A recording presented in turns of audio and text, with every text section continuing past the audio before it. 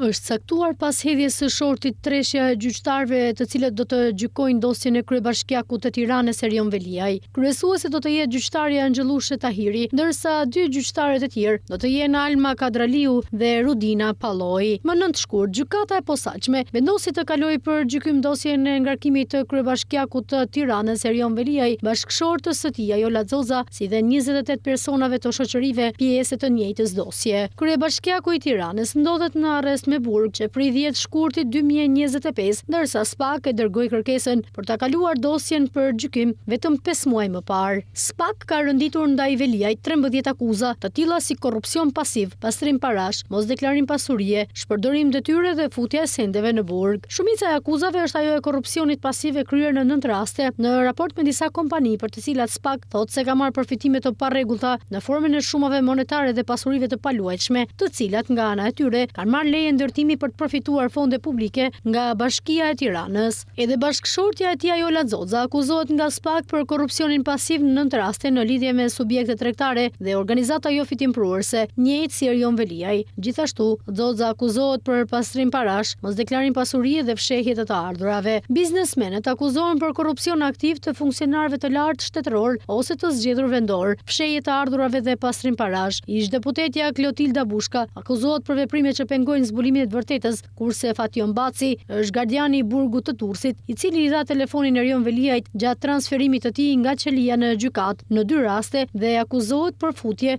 ose mbajtje sendeve të ndaluara në institucionin e ekzekutimit të vendimeve me burgim.